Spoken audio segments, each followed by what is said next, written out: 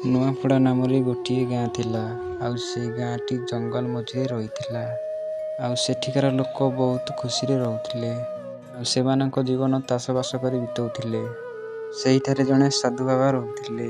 ସେ ଲୋକମାନଙ୍କ ଘରୁ ଭିକ୍ଷା ମାଗି ଚଳୁଥିଲେ। ମା, ଏ ଗରିବ ବାମୁଣକୁ ଦେବା ପାଇଁ ତମ ପାଖରେ କିଛି ଅଛି? ମହାରାଜ, ମୋ ପାଖରେ ଦେବା ପାଇଁ ଅଧିକ କିଛି ନାହିଁ।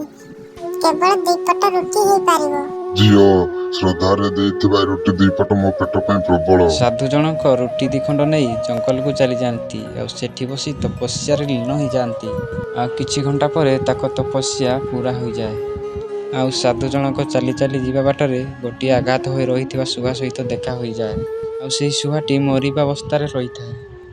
ସେହି ସାଧୁ ଜଣକ ଶୁଆକୁ ପଚାରନ୍ତି, ଆରେ, ଠିଆ ହେଇକି ଦେଖୁଛୁ କଣ? ମତେ ନେ, ମୋ ଦେହ ଖରାପ। ଉଠ। ସୁହା କଥା କହୁଥିବାର ଦେଖି ବାବା ଜଣକ ଆଶ୍ଚର୍ଯ୍ୟ ହୋଇଯାଆନ୍ତି। ସାଧୁ ଜଣକୁ ବିଶ୍ୱାସ ହେଉନଥାଏ ଯେ ଗୋଟିଏ ଶୁଆ କଥା କହିପାରୁଛି ବୋଲି। ଚାଲ, ମୋ ସହିତ ଚାଲ ମୋ କୁଡ଼ିଆକୁ। ମୁଁ ତୁମର ବହୁତ ସାରା ଯତ୍ନ ନେବି। ଆଉ କିଛି ଦିନ ବିତିଗଲା ପରେ ସୁହାର ଦେହ ପୁରାପୁରି ଭଲ ହୋଇଯାଏ। ଆଉ ସେ ଶୁଆଟି ସାଧୁ ବାବାଙ୍କ ସହିତ ସବୁ ଜାଗାକୁ ବୁଲିବାକୁ ଯାଆନ୍ତି। ଆଉ ଏମିତି କିଛି ଦିନ ଗଲା ପରେ ସେ ଶୁଆଟି ଯାହାର ବି ମୃତ୍ୟୁ ହୋଇଯାଏ ସେ ଯାଇ ତା ପାଖରେ ବସିଥାଏ। ସାଧୁ ଜଣଙ୍କର ଶୁଆଟି ଉପରେ ଆଗରୁ କିଛି ସନ୍ଦେହ ନଥିଲା। ଏବେ କିନ୍ତୁ ଧୀରେ ଧୀରେ ସେ ଶୁଆଟିକୁ ସନ୍ଦେହ କରିବାକୁ ଲାଗିଲେଣି।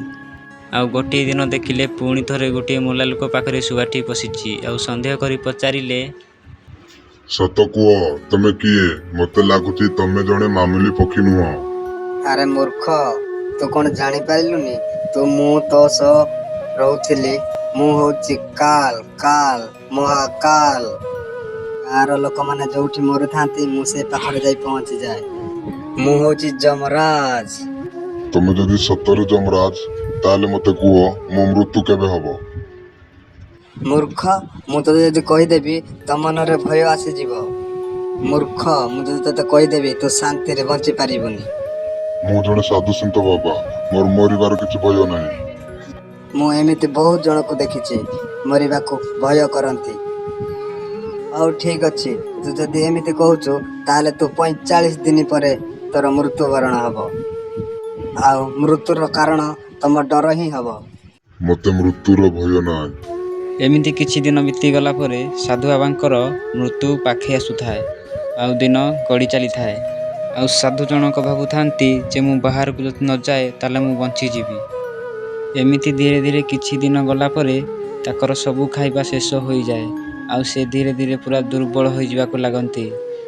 ଆଉ ଏମିତି ସେ କିଛି ବି ନ ଖାଇ ନ ପିଇ ତାଙ୍କ ଦେହ ପୁରା ଖରାପ ହୋଇଯାଏ। ଏମିତିରେ ତାଙ୍କର ଦିନ ପୂରଣ ହୋଇ ଆସିଥିଲା। 45 ଦିନ ପୁରା ହୋଇଯାଇଥିଲା।